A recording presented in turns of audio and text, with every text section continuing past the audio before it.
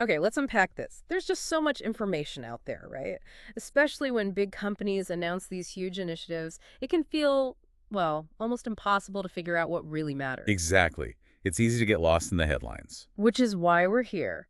Today, we're doing a deep dive into Amazon's sustainability vision, looking at 2025 and beyond. Using the excerpts from Amazon's Sustainable Future 2025 vision document as our guide. Right. Our mission really is to pull out the core insights from that source and give you a clear picture. And honestly, some of the claims in there, they really made me pause. It's definitely a fascinating look. You see a company of Amazon scale trying to tackle these massive environmental challenges. Let's jump straight in. One of the biggest headlines I saw: Amazon matching 100% of its electricity use with renewable sources. I mean, for a company that size, that sounds enormous. It absolutely is. And what's really noteworthy is that they actually hit this milestone back in 2024. 2024. Wait, the target was 2025, wasn't it? That's right. 5 years ahead of schedule. It's not just a number. It fundamentally changes the risk profile of their energy use. That's a precedent, really. 5 years early. Wow. Okay, so beyond the energy grid, what about things people listening might actually, see changing? Tangible stuff. Well, the most visible thing would probably be the delivery vehicles, electric delivery vans. Ah, right. I think I've seen some of those. Yeah, they're rolling out 100,000 of them by 2030. And get this, over 31,000 are already on the road. 31,000 already. Okay, that's not just a pilot program. That's a serious fleet. Exactly. It's a direct cut in tailpipe emissions, especially in cities. You can actually see that change happening. So behind these big moves, the energy, the vans, there must be significant investment. Where's the money coming from? A lot of that is channeled through the Climate Pledge Fund. It's a $2 billion fund. 2 billion. And what's the focus of that fund? Just Amazon's own operations. Not entirely. It's actually designed to invest in innovative technologies across different industries. The idea is to help decarbonize more broadly, not just Amazon itself. It's about kickstarting wider change. Interesting. So it's kind of seeding innovation elsewhere too. Okay, so we have energy, vehicles. What other key areas are they tackling? Maybe things closer to the customer experience. Packaging is a big one.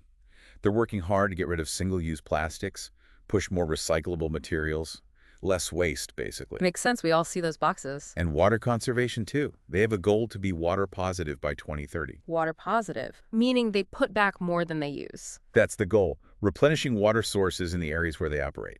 Okay, but here's something that jumped out at me from the source, and it seems a bit contradictory. It mentioned a 6% rise in their carbon emissions in 2024. How does that fit with all these green initiatives? Right, that's a really important point, and it needs context. Yes, their absolute emissions went up by 6%. Which doesn't sound great on the surface. It doesn't.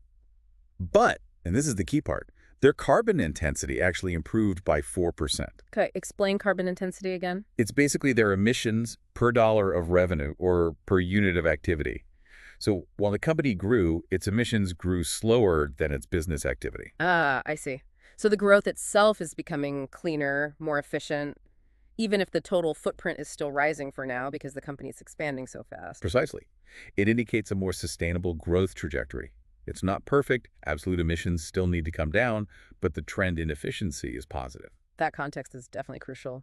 So zooming out again, what's the ultimate end game here? What's the big target all this is leading towards? Well, if you connect all these dots, the overarching goal for Amazon is net zero carbon emissions across their entire business by 2040. 2040. And how does that stack up globally? That's a full decade ahead of the main target set by the Paris Agreement. So it's highly ambitious. It sets a benchmark. Right. So to sum up, we're seeing massive scale here. Renewable energy goals met years early, tens of thousands of electric vans already out there, a multi-billion-dollar fund driving innovation, changes in packaging, water goals. It's incredibly broad. The scale is definitely impressive, and the pace on some fronts, too. Even with that complexity around rising absolute emissions versus improving intensity. Which leads to a really important question for you, the listener, to think about. What does this kind of huge corporate-led sustainability push really mean for global efforts overall? And how should we, weigh these kinds of massive investments and initiatives against the backdrop of continued business growth, especially for a company the size of Amazon?